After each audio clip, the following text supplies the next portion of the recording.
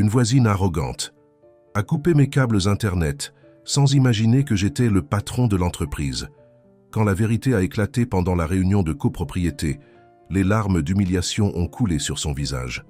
Un secret gardé pendant des années s'est révélé de la manière la plus inattendue, transformant à jamais les relations dans cette communauté. Une histoire de justice, de patience et de vengeance parfaite qui va réchauffer le cœur. Abonnez-vous, laissez un pouce bleu et dites-nous d'où vous regardez. Vous êtes-vous déjà arrêté pour penser à la façon amusante dont la vie met des gens insupportables sur notre chemin, juste pour tester les limites de notre patience? Eh bien, je pensais qu'après 40 ans à travailler avec des gens difficiles, j'aurais droit à une retraite tranquille dans la copropriété que j'avais choisie pour vivre mes années dorées. Lourde erreur. L'univers avait d'autres plans et l'un d'eux répondait au nom de Madame Marguerite de l'appartement 47. Vous savez, ce genre de personne qui semble être née juste pour faire de la vie des autres un enfer, qui se plaint du bruit, de la pluie qui tombe, de l'odeur des fleurs dans le jardin et même de la couleur du ciel quand il est trop bleu. C'est Marguerite, 68 ans, les cheveux toujours impeccablement teints d'un blond artificiel, les ongles longs rouge sang et une capacité surnaturelle à trouver des problèmes là où il n'y en a pas. Pendant 5 années consécutives, elle a régné en maître absolu comme syndic de copropriété de la résidence du printemps. 5 longues et torturantes années où ses paroles étaient pratiquement loi. Les bégonias du jardin sont trop rouges, il faut les changer. Le concierge sourit trop, c'est un manque de professionnalisme. L'ascenseur est trop bruyant quand il arrive au 3e étage. Et ainsi de suite, une liste interminable de plaintes qui faisaient même les plus patients envisager de déménager dans une autre copropriété. Moi, j'ai toujours été du genre discret. 58 ans, veuf depuis 3, professeur d'université récemment retraité. Mes voisins connaissaient à peine mon nom, et cela me convenait. J'aimais ma routine silencieuse, me lever tôt, lire le journal sur le balcon, m'occuper de mes plantes et le soir, regarder une série ou un film. Rien d'extraordinaire, juste la vie simple que j'ai toujours souhaitée pour ma retraite. Ce que personne ne savait, ni n'avait besoin de savoir, c'est que dans les dernières années avant de prendre ma retraite, j'ai investi une partie considérable de mes économies dans une entreprise Internet locale. De professeur d'administration, associé majoritaire de NetConnect, le seul fournisseur Internet de la région. Ironique, n'est-ce pas? Un monsieur de près de 60 ans qui comprenait à peine la différence entre Wi-Fi et Bluetooth était maintenant propriétaire d'une entreprise de télécommunications. Ce fut un investissement silencieux. Même mes enfants ne le savaient pas. J'ai préféré garder les choses ainsi. À mon âge, moins les gens en savent sur votre argent, mieux c'est. Et cela a fonctionné parfaitement, jusqu'à ce funeste dimanche matin. C'était une parfaite journée de printemps. Ciel bleu, température agréable, oiseaux qui chantaient. J'avais préparé mon petit déjeuner préféré. Du pain maison avec de la confiture de mûre que ma fille avait faite, un café fort et une tranche généreuse de fromage. Tout était prêt pour regarder le documentaire sur la Seconde Guerre mondiale que j'attendais toute la semaine. J'ai allumé la télévision, je me suis installé dans mon fauteuil préféré et rien. Le message à l'écran disait « Pas de connexion Internet ». J'avoue que ma première pensée fut « Quelle aubaine !» Juste aujourd'hui que Marie-Hélène va m'appeler en visio de chez sa petite fille. Marie-Hélène, mon amie de longue date, rendait visite à sa famille au Portugal et nous avions convenu d'un appel pour qu'elle me montre les endroits qu'elle découvrait. Pas d'internet, pas d'appel. J'ai fait ce que n'importe qui ferait. J'ai redémarré le routeur. Rien. J'ai tout éteint, attendu quelques minutes et rallumé. Toujours rien. J'ai vérifié les câbles derrière la télévision. Tout était connecté. C'est là que j'ai remarqué que le modem clignotait bizarrement, comme s'il envoyait un code morse de détresse. Avec un soupir de résignation, j'ai décidé de vérifier le boîtier extérieur où se trouvaient les connexions principales. Je suis descendu les 3 étages. L'ascenseur était en maintenance, évidemment, et je suis allé sur le côté de l'immeuble où se trouvaient les compteurs et les connexions. Et c'est là que j'ai eu la première surprise de la journée. La porte du boîtier était entr'ouverte. Quelqu'un avait été là récemment. J'ai ouvert la porte complètement et j'ai failli tomber à la renverse en voyant ce que j'ai vu. Les câbles qui alimentaient mon appartement, et seulement mon appartement, vous comprenez, étaient découpés, pas endommagés accidentellement, pas usés par le temps, coupés. Une coupe nette, précise, presque chirurgicale. C'était délibéré. Mon sang bouillonnait dans mes veines, Qui ferait une chose pareille? Et pourquoi? Moi qui n'ai jamais dérangé personne, qui faisais à peine du bruit en marchant dans mon appartement, qui saluait toujours tout le monde avec un sourire poli, même quand il n'était pas rendu. Qui aurait des raisons pour ce genre de sabotage? La réponse est venue plus vite que je ne l'espérais, sous la forme d'un commentaire venimeux venant de derrière moi. Des problèmes avec Internet, professeur Robert? Cette voix, ce ton faussement inquiet qui cachait une satisfaction maligne. Je me suis tourné lentement et elle était là, Madame Marguerite avec sa robe de chambre en soie rose, ses chaussons assortis et ce sourire qui n'atteignait pas les yeux. Il semble que oui, ai-je répondu, gardant ma voix aussi neutre que possible. Quelqu'un a coupé les câbles de ma connexion. Quelle chose terrible, dit-elle, portant la main à sa poitrine dans un geste théâtral. Cela a dû être un vandale, ou peut-être un animal? Les écureuils peuvent être très destructeurs, vous savez, elles adorent ronger les fils. Les écureuils, bien sûr, des écureuils avec des sécateurs, parce que la coupe des câbles était si précise que même le meilleur chirurgien du monde n'aurait pu faire pareil. J'ai ravalé ma réponse cinglante qui menaçait de s'échapper de ma bouche. Cela n'en valait pas la peine, pas encore. Cela doit être ça, ai-je acquiescé, refermant le boîtier. Je vais appeler l'entreprise et demander une réparation. Bonne chance avec ça, a-t-elle ri, ce genre de rire qui vous retourne l'estomac. J'ai entendu dire qu'ils mettent des semaines à répondre aux appels. C'est là que j'ai remarqué quelque chose dans sa main. Partiellement caché par les plis de sa robe de chambre, se trouvait un sécateur. Petit mais avec des lames suffisamment aiguisées pour couper. Pas des câbles Internet. J'ai gardé mon expression neutre, malgré le volcan de rage qui menaçait d'entrer en éruption en moi. Vous vous occupez du jardin sitôt, Madame Marguerite? Elle a semblé momentanément déconcertée, cachant le sécateur plus fermement. Les roses ont besoin d'une attention constante, professeur. Vous devriez le savoir étant donné que vos bégonias meurent par manque de soins appropriés. Mes bégonias étaient parfaitement sains, mais ce n'était pas le sujet. Le sujet était que j'étais presque certain de qui avait coupé mes câbles, et je commençais aussi à comprendre pourquoi. Lors de la dernière réunion de copropriété, j'avais été le seul à voter contre l'augmentation abusive de la cotisation mensuelle que Madame Marguerite voulait mettre en place. Une augmentation de 30% pour des améliorations esthétiques que personne n'avait demandé ou dont personne n'avait besoin. Non seulement j'ai voté contre, mais j'ai présenté des arguments solides sur pourquoi cela était inutile et financièrement irresponsable. Pour la première fois en 5 ans, une de ces propositions a été rejetée. Apparemment, la vengeance est venue sous la forme d'un sécateur. Eh bien, je vais régler ça, ai-je dit, lui tournant le dos et marchant vers mon appartement. Passez. C'est un bon dimanche, Madame Marguerite. De même, professeur, j'espère que vous parviendrez à résoudre votre petit problème. Le sourire dans sa voix était presque palpable, si elle savait à qui elle s'attaquait. Mais elle ne savait pas. Personne ne savait.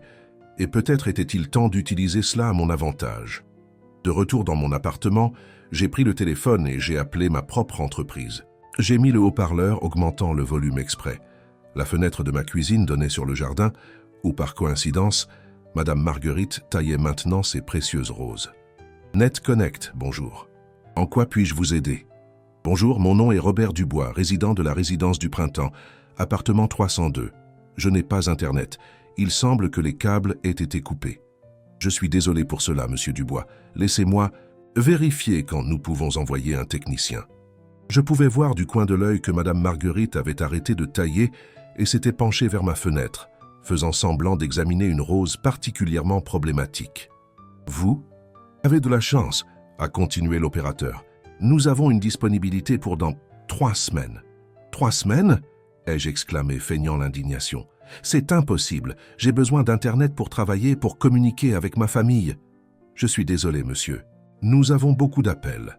Il y a une entreprise concurrente qui fait une promotion agressive dans la région et plusieurs clients ont eu des problèmes similaires récemment. Des câbles coupés, des connexions endommagées. Intéressant. Très intéressant. Donc ce n'était pas seulement moi. Je comprends. Et il n'y a rien que vous puissiez faire pour accélérer les choses? Malheureusement non, monsieur. Nos techniciens sont débordés. Très bien, ai-je soupiré dramatiquement. Je vais attendre alors. J'ai raccroché le téléphone et j'ai observé discrètement par la fenêtre. Madame Marguerite souriait à ses roses, comme si elle lui avait raconté la blague la plus drôle du monde. Elle ne savait pas qu'elle venait de me donner une piste bien plus importante que ce que j'espérais. Une entreprise concurrente avec une promotion agressive et des clients dont les câbles sont mystérieusement coupés. Ce n'était pas seulement une vengeance personnelle, c'était du sabotage commercial. Cet après-midi-là, j'ai passé quelques appels discrets. D'abord à Jean, le directeur opérationnel de NetConnect. Jean, c'est Robert. Nous avons eu beaucoup de cas de câbles coupés récemment. Monsieur Robert, quel plaisir d'entendre votre voix. Oui, c'est un problème qui a commencé il y a environ 2 mois. Principalement dans les copropriétés haut de gamme. Résidence du Printemps, Jardin du Lac, Villa Verte. Tous dans la même région. Et quel concurrent fait une promotion agressive dans ce secteur? Interfibre. Ils ont lancé une campagne, il y a 3 mois offrant 6 mois d'abonnement, à moitié prix à ceux qui changent de fournisseur. Interfibre, une entreprise récemment arrivée sur le marché avec une technologie sans fil, éliminant le besoin de câbles, pratique dans une situation où les câbles étaient mystérieusement coupés. Jean, pouvez-vous m'envoyer un rapport complet de ces incidents et aussi toute information que vous auriez sur Interfibre? Bien sûr, monsieur. Robert, je vous l'envoie d'ici la fin de la journée. Mon esprit travaillait déjà à 1000 à l'heure. Il se passait quelque chose de plus important ici, et d'une manière ou d'une autre, ma chère voisine était impliquée. Il s'agissait maintenant de découvrir comment et pourquoi. Le rapport de Jean est arrivé quelques heures plus tard et a confirmé mes soupçons. Au cours des 2 derniers mois, il y a eu 27 cas de câbles coupés dans des copropriétés de luxe de la région. Dans tous les cas, les clients ont signalé des retards dans l'assistance technique et frustrés, beaucoup ont fini par migrer vers Interfibre. La coïncidence était trop grande pour être ignorée. Mais il manquait encore une pièce importante du puzzle. Comment Madame Marguerite s'insérait-elle dans tout cela? La réponse est venue le lendemain matin, alors que je feuilletais le journal local dans le café près de la copropriété. Dans la section des petites annonces, une annonce petite mais accrocheuse, Interfibre recrute des représentants commerciaux pour son expansion dans la région. Commissions attractives, contact, Marguerite Martin. Marguerite Martin, Marguerite Martin, Madame Marguerite. La même personne qui, par coïncidence, se trouvait avec un sécateur près du boîtier de distribution lorsque mes câbles ont été coupés. Tout commençait à prendre sens maintenant. Elle n'était pas seulement une syndic de copropriété insupportable, assoiffée de pouvoir. Elle était une représentante commerciale d'Interfibre qui sabotait délibérément les clients de NetConnect pour les forcer à changer de fournisseur. Ma première réaction fut l'incrédulité. Comment quelqu'un pouvait-il en arriver là? C'était illégal, contraire à l'éthique et complètement absurde. Ma deuxième réaction fut la colère. Une envie presque incontrôlable de la confronter immédiatement, d'exposer ses actions à toute la copropriété, de la dénoncer aux autorités. Mais alors, j'ai pris une profonde respiration. Il y avait une opportunité ici, une chance de régler cela d'une manière beaucoup plus satisfaisante.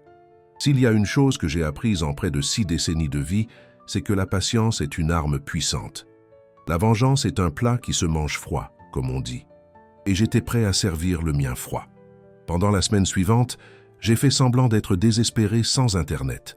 Je me plaignais ouvertement dans les parties communes de la copropriété, mentionnais à quel point il était difficile de communiquer avec mes enfants, comment je manquais mes émissions préférées. Un véritable spectacle digne d'un Oscar. Et cela a fonctionné. Le mercredi, alors que j'arrosais par hasard mes bégonias mourants dans le jardin, Madame Marguerite est apparue. Toujours sans Internet, professeur. Malheureusement, ai-je soupiré dramatiquement. NetConnect a dit qu'il ne pouvait envoyer quelqu'un que la semaine prochaine. Je suis sur le point d'annuler le service. Ses yeux brillèrent comme ceux d'un prédateur qui vient d'apercevoir une proie facile. Vous savez, professeur, je pense que je peux vous aider. Je connais une excellente entreprise qui utilise la technologie sans fil. Pas de câble qui pourrait être endommagé. Vraiment, ai-je feint l'intérêt, ce serait merveilleux. Oui, Interfibre. Ils ont une promotion spéciale en ce moment. 6 mois à moitié prix. Et le mieux, installation en 48 heures. Ça semble trop beau pour être vrai, ai-je commenté, observant attentivement sa réaction. Ah, mais c'est bien vrai, en fait, elle a baissé la voix comme si elle partageait un secret précieux. Je peux vous obtenir une réduction encore plus importante. J'ai quelques contacts dans l'entreprise. Contact? Disons que je connais des gens qui peuvent accélérer votre démarche, sans file d'attente, sans bureaucratie. Qu'en dites-vous? Qu'en disais-je? Je disais que j'étais sur le point d'attraper un requin en l'utilisant comme appât. Ça semble parfait, Madame Marguerite. Vraiment parfait. Pourriez-vous me donner plus d'informations? Bien sûr. Que diriez-vous d'un café demain? Je peux apporter tout le matériel promotionnel, les contrats, tout ce dont vous avez besoin pour faire le changement. Parfait. Midi chez moi? J'y serai, a-t-elle souri, ce sourire qui n'atteignait pas les yeux. Elle ne savait pas que je souriais aussi à l'intérieur, et mon sourire était sincère. Le lendemain matin, j'ai tout préparé soigneusement. J'ai placé une caméra discrète dans le salon, tout à fait légale puisque c'était dans mon propre appartement. J'ai imprimé quelques documents de NetConnect qui seraient vus accidentellement pendant notre conversation. Et plus important, encore, j'ai appelé Jean avec des instructions spécifiques. À midi pile, la sonnette a retenti. Madame Marguerite était impeccablement vêtue d'un tailleur bleu marine qui avait probablement coûté plus de 3 mois de copropriété. Dans ses mains, une élégante mallette en cuir et un sourire commercial. « Entrez, Madame Marguerite. Voulez-vous un café? Ce serait parfait, merci. » Pendant que je préparais le café dans la cuisine, elle s'est installée sur le canapé du salon, regardant autour d'elle avec une curiosité mal dissimulée. Ses yeux se sont posés exactement là où je le voulais, sur la table basse avec les documents NetConnect partiellement visibles. « Vous avez un appartement charmant », a-t-elle commenté lorsque je suis revenu avec 2 tasses de café. Si chaleureux. Le ton condescendant était presque comique. Mon appartement était 3 fois plus grand que le sien, décoré avec des pièces que j'avais rapportées de mes voyages autour du monde et des œuvres d'art originales. Mais pour Madame Marguerite, si ce n'était pas de l'ostentation, c'était chaleureux. Merci. Maintenant, à propos de cet Internet. Ah oui. Elle a ouvert sa mallette, sortant des brochures colorées et un contrat déjà partiellement rempli.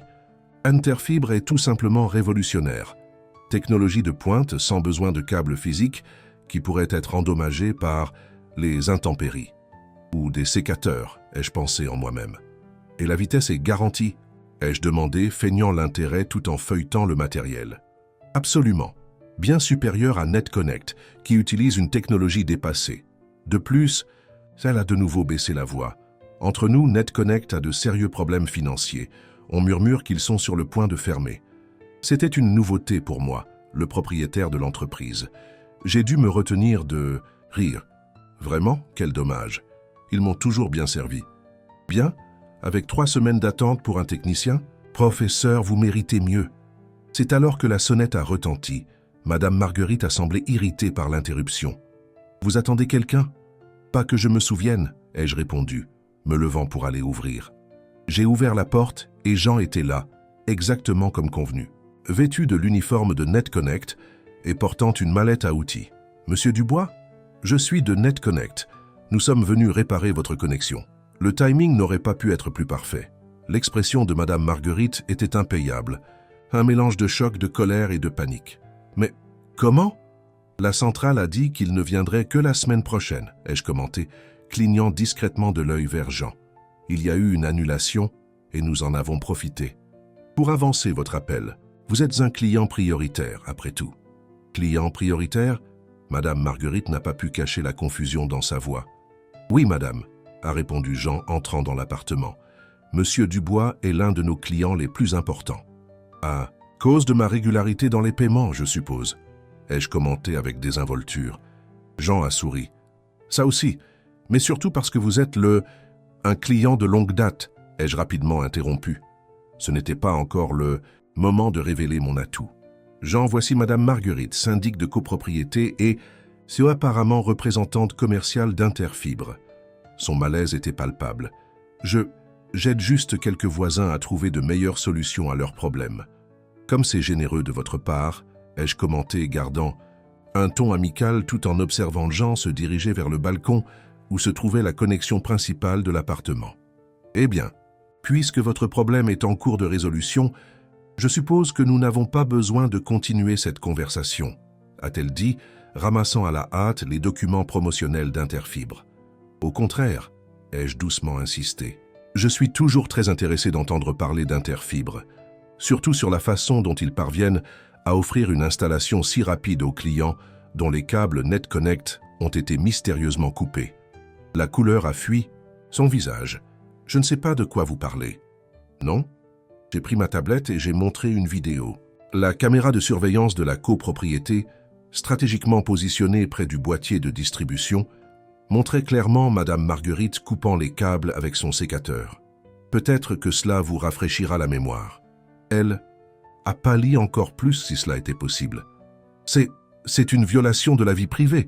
Vous ne pouvez pas. C'est une caméra de sécurité dans une partie commune de la copropriété, Madame Marguerite.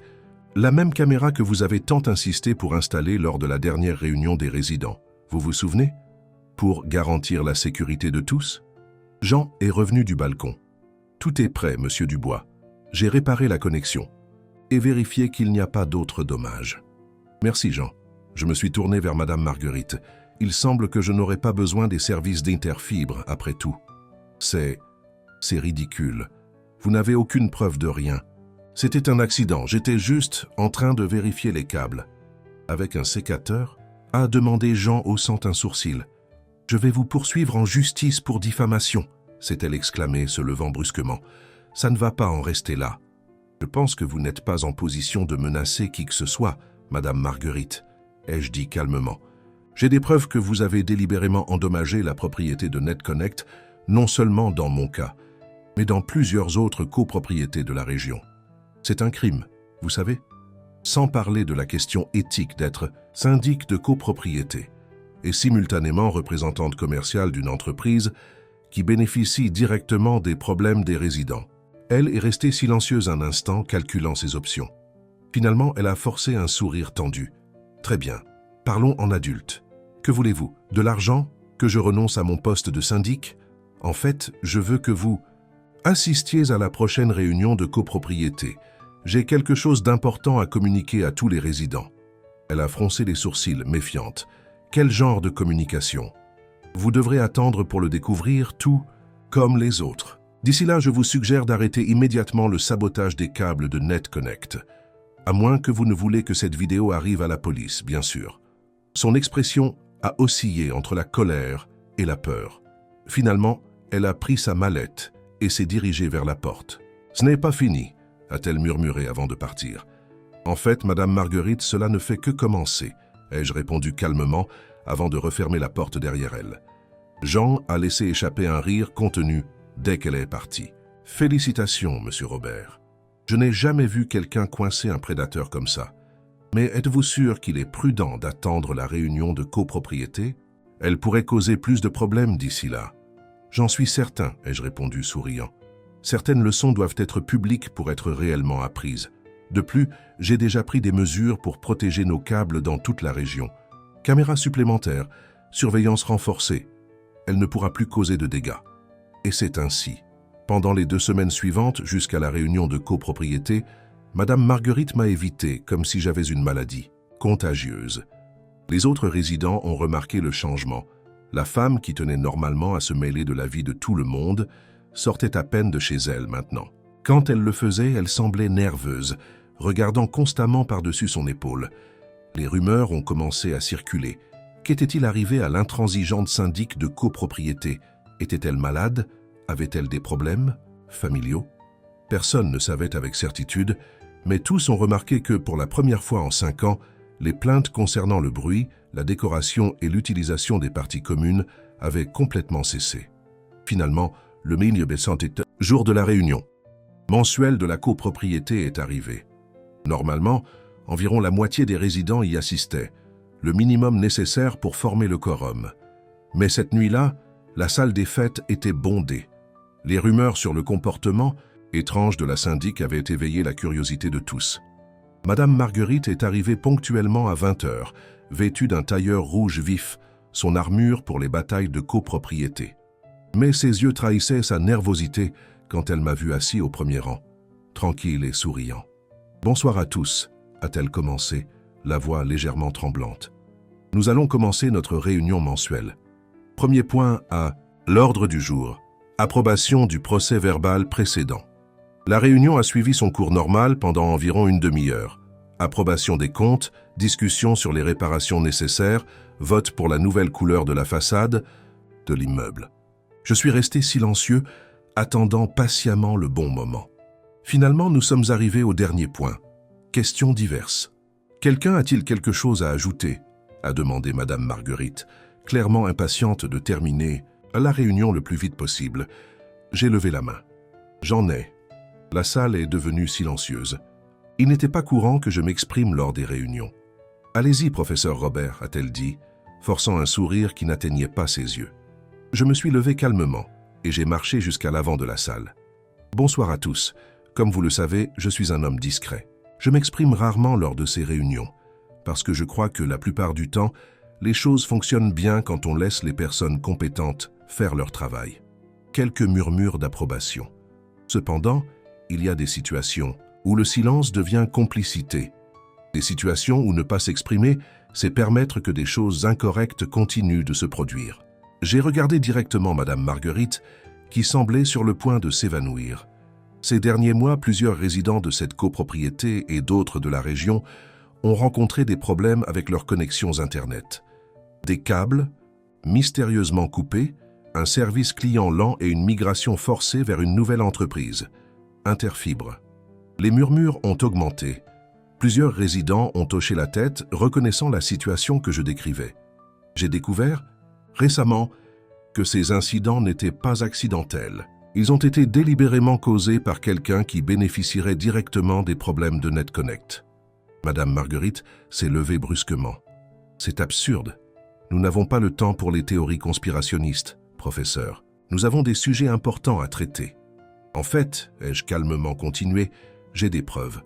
J'ai fait un signe à Jean qui se tenait discrètement au fond de la salle. Il a allumé le projecteur et sur le mur blanc de la salle est apparue la vidéo de la caméra de sécurité. Madame Marguerite, dans sa robe de chambre rose, coupant méthodiquement les câbles du boîtier de distribution.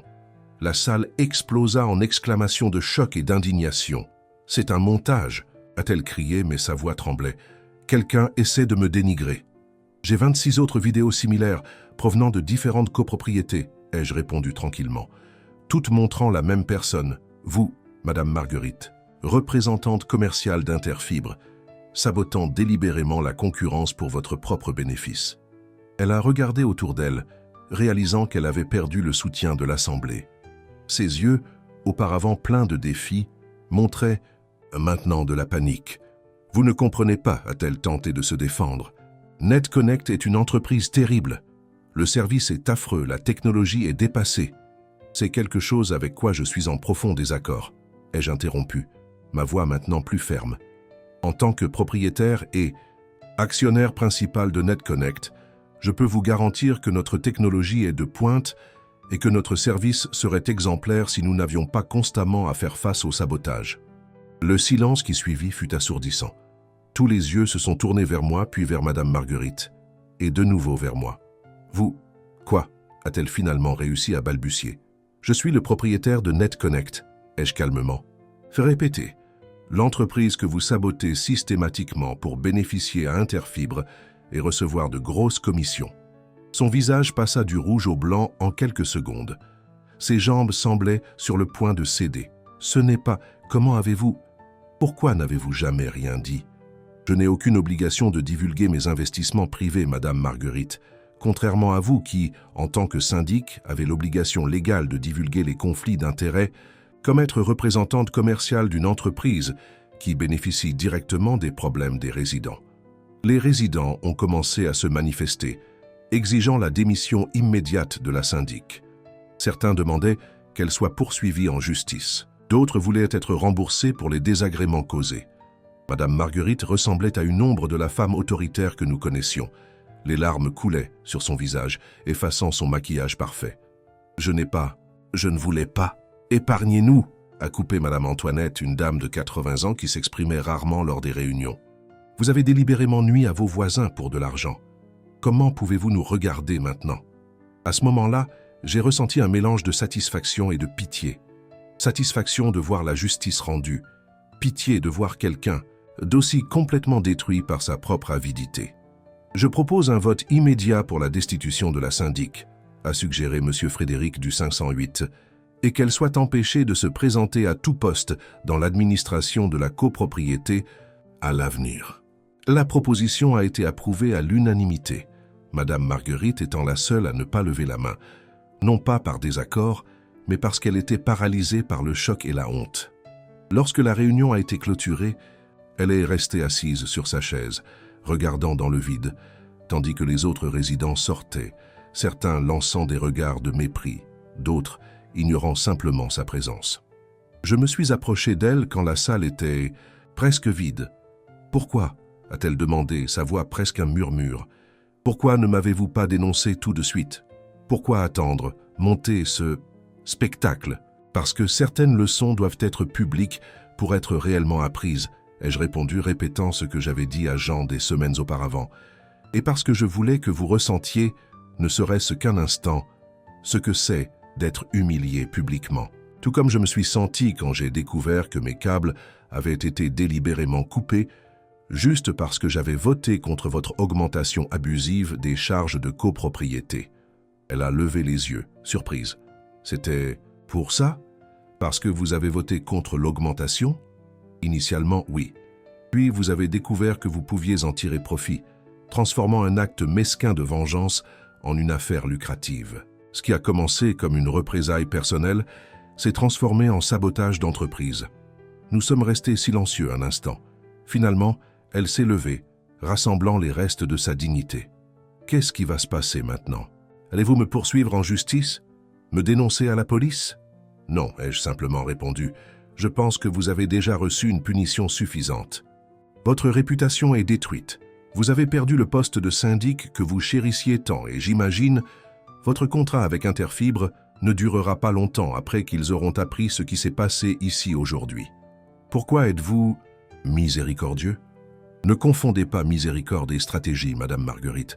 Un procès serait long, coûteux et attirerait une attention négative sur NetConnect. Je préfère que cet incident reste limité à notre copropriété. Bon pour moi, bon pour vous. Elle a hoché la tête lentement, comprenant. Que dois-je faire maintenant? Je suggère de commencer par vous excuser auprès des résidents que vous avez lésés. Ensuite, il serait peut-être temps d'envisager un déménagement. Les nouveaux départs peuvent être revigorants. Je l'ai laissé là, seul avec ses pensées. En retournant à mon appartement, j'ai ressenti une étrange légèreté. Ce n'était pas exactement de la joie pour la chute de Madame Marguerite, mais une satisfaction tranquille que justice avait été rendue. 2 semaines plus tard, un camion de déménagement s'est garé devant la copropriété. Madame Marguerite est partie sans dire au revoir à personne, laissant derrière elle seulement une enveloppe pour chaque résident. À l'intérieur, une simple carte avec 2 mots écrits de sa calligraphie impeccable « Je suis désolé ». La copropriété a élu une nouvelle syndic, Madame Antoinette, la dame de 80 ans qui s'exprimait rarement mais qui, lorsqu'elle le faisait, montrait une sagesse et un bon sens impressionnants. Sous sa direction, la copropriété a prospéré, avec des décisions prises démocratiquement et pour le bien commun. Quant à moi, je suis resté le même professeur retraité discret. Personne n'a plus abordé le sujet de NetConnect, bien que tout le monde sache maintenant que j'en étais le propriétaire. C'était comme s'il y avait un accord tacite pour respecter ma vie privée, de la même manière que j'avais toujours respecté la leur. Parfois, quand je suis sur mon balcon, à m'occuper de mes bégonias parfaitement sains. Je pense à Madame Marguerite et je me demande où elle est maintenant, si elle a appris quelque chose de toute cette situation, si elle a trouvé la paix. Peut-être oui, peut-être non. Ce dont je suis certain, c'est que j'ai appris quelque chose de précieux. Même les personnes les plus discrètes, qui passent leur vie à éviter les conflits, doivent occasionnellement se lever et défendre non seulement elles-mêmes, mais toute une communauté, même si cela signifie révéler des secrets gardés sous 7 verrous. Et s'il y a une chose que 6 décennies de vie m'ont apprise, c'est que la patience, lorsqu'elle est combinée avec l'intelligence et un sens aigu de la justice, est l'arme la plus puissante qui soit. Parce que la vraie vengeance n'est pas un plat qui se mange froid. C'est celle qui vient au moment exact, ni avant ni après, quand toutes les pièces sont parfaitement positionnées pour l'échec et mat. Comme dirait ma défunte épouse, « Robert, tu peux être l'homme le plus patient du monde, mais quand tu décides d'agir, c'est comme un tsunami silencieux. Personne ne le voit venir, mais tout le monde en ressent l'impact. » Et ainsi, dans une tranquille copropriété en banlieue, une leçon précieuse a été apprise par tous. Ne sous-estimez jamais le professeur retraité du 302, surtout s'il s'occupe si bien de ses bégonias.